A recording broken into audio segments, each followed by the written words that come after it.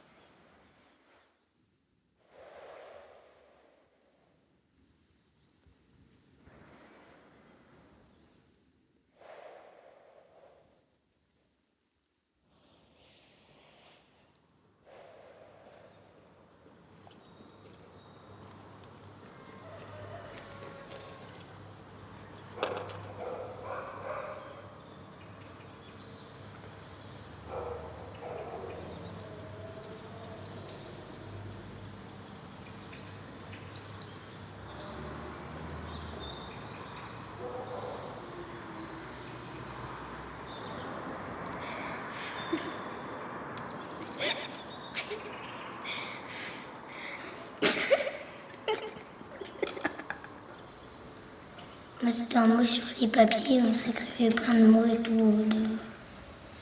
Ouais, des fois, des mots en classe, on s'écrit sur des petits bouts de feuilles, puis on s'est fait passer comme ça. C'est pareil que je le faisais là, avant de partir en récré, je le faisais aussi.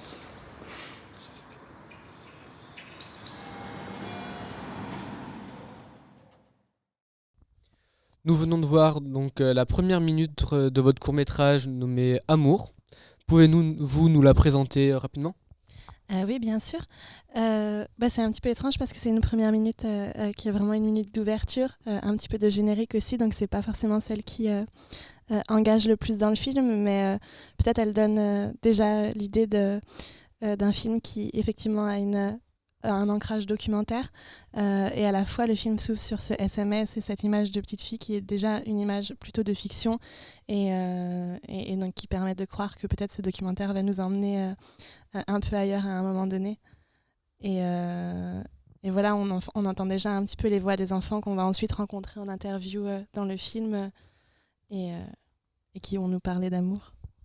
Donc tout d'abord, nous avons remarqué plusieurs thèmes dans votre court-métrage, comme le thème de l'amour vu par les enfants, et aussi le thème des blessures amoureuses. Donc que pouvez-vous nous dire par rapport à ces thèmes ? Oui, je pense que c'est un film qui parle autant d'amour que d'enfance et autant d'enfance que d'ailleurs d'âge adulte. Moi, c'est un film que j'ai fait dans un dispositif très particulier qui est la résidence création en cours des ateliers Médicis, qui invite des artistes de tous univers à passer du temps dans une école pendant un semestre. Et c'est dans ce cadre très particulier, en fait, que j'ai déployé ce projet où, en fait, à ce moment-là, j'étais en recherche de financement pour un autre court-métrage qui était une fiction qui était plus laborieuse à mettre en place et j'avais un petit peu besoin d'immédiateté dans mon travail et j'ai vu cet appel à projet et je me suis posé la question, j'avais très envie de faire un projet comme ça puisque j'aime de manière assez générale travailler avec les enfants et je me suis posé la question de tiens, qu'est-ce qui me préoccupe en ce moment, en l'occurrence, c'était mes problèmes amoureux et mes affects et je me suis dit tiens, essayons d'en faire quelque chose dans cette école et avec ses enfants. D'accord, nous allons rebondir aussi sur ce que vous venez de nous dire juste avant, comme quoi votre première partie était plus axée sur le documentaire et que ça dérivait plus ou moins sur de la fiction au cours du court-métrage. Vous pouvez approfondir un peu plus sur ce que vous voulez dire ? En fait, le film il fait se mêler 3 matières. Donc la première matière, c'est des interviews d'enfants où je suis face à eux, ils sont 1 ou 2, et je leur pose des questions sur leur corps amoureux, la solitude amoureuse, la souffrance amoureuse. Et puis ensuite, j'ai mené avec eux des ateliers dans lesquels je leur ai fait écrire des scènes de rencontres et de ruptures amoureuses. d'adultes. Et entre-temps, on a eu la chance d'avoir un nouveau financement de la Normandie et ça nous a permis de tourner ces fictions dans un vrai dispositif de fiction avec une équipe réduite, mais quand même une équipe et des vrais décors.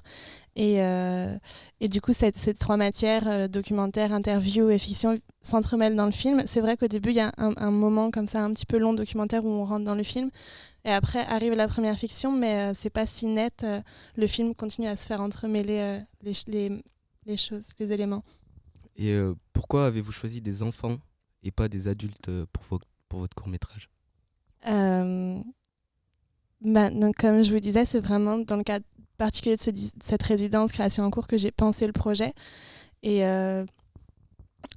en fait, je me suis même pas posé la question. C'était, oui, dans le synopsis du film, je dis ça. Je dis c'est l'histoire d'une grande personne qui va chercher des réponses dans les mots des enfants et dans leur imaginaire. Et les mots des adultes et leur imaginaire, peut-être que j'en étais un peu lasse à ce moment-là et que justement j'avais envie d'aller projeter les questions ailleurs. D'accord. Et vous nous dites que vous adorez travailler avec des enfants, mais ça doit pas toujours être facile de travailler avec eux parce qu'ils sont souvent dispersés ou ils font pas toujours correctement. Comment vous l'avez vécu, vous? C'était facile ou... Moi, je travaille avec des enfants depuis que j'ai 16 ans, enfin, dans plein de contextes, dans l'animation quand j'étais plus jeune. Donc j'ai quand même un rapport assez simple avec eux en général. Après, évidemment, ce sont des enfants, donc on ne peut pas attendre d'eux autant de sagesse que quand on tourne avec des adultes. C'était un petit peu compliqué dans tout le moment documentaire où j'étais vraiment seule avec eux. Et donc, je devais à la fois mener un atelier, les filmer. Là, c'était un peu laborieux. Il y a beaucoup de choses qui, du coup, ont dû être jetées au montage parce que ça bougeait trop. Mais après, quand on a été en équipe et qu'on a tourné les fictions, en réalité, il y avait 3 ou 4 enfants sur le plateau maximum et des adultes. Et donc, ils étaient très disciplinés.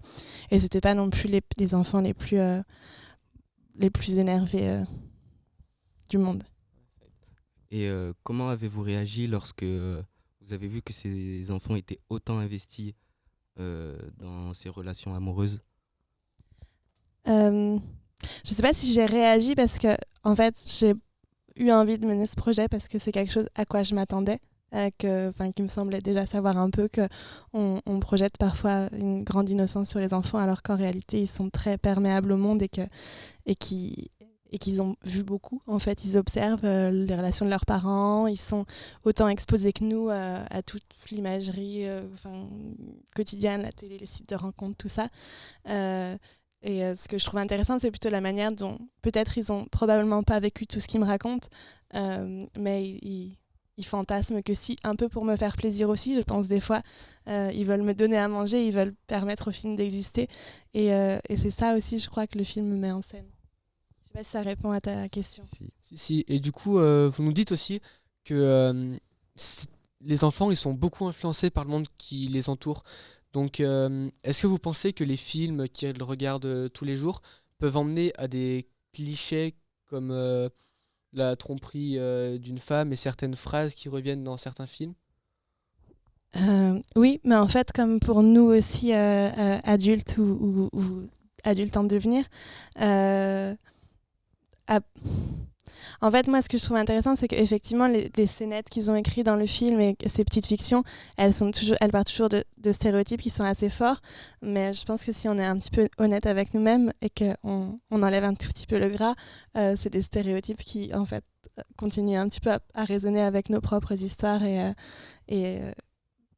Donc, c'est des stéréotypes qui viennent pas de nulle part non plus. D'accord. Je sais pas si j'ai un peu pris un chemin détourné, mais... Non, c'était exactement une réponse qu'on attendait. Donc nous avons choisi un plan qui nous a particulièrement intéressés. Comment pouvez-vous nous décrire cette image et l'émotion qu'elle en dégage? Déjà, je l'ai jamais vue comme une image fixe. Elle s'inscrit vraiment, du coup, c'est la première fiction qui apparaît dans le film. Et c'est donc cette conversation Skype entre ces 2 adultes joués par des enfants qui décident de s'endormir ensemble en se regardant. Et que dire sur cette image? Moi, je trouve que c'est une belle image en soi. C'est bien une image pleine d'émotions qu'on a là, oui, effectivement. Et du coup, on avait une toute dernière question. Pourquoi avoir mis votre titre au pluriel amour? C'est pas tout à fait un pluriel puisqu'il est entre parenthèses, mais c'est peut-être pour pas avoir à décider. Est-ce qu'il est singulier ou est-ce qu'il est pluriel? Je vous laisse choisir, je sais pas. D'accord, merci beaucoup. Nous vous Merci remercions beaucoup. encore énormément de nous avoir donné de votre temps pour cette interview.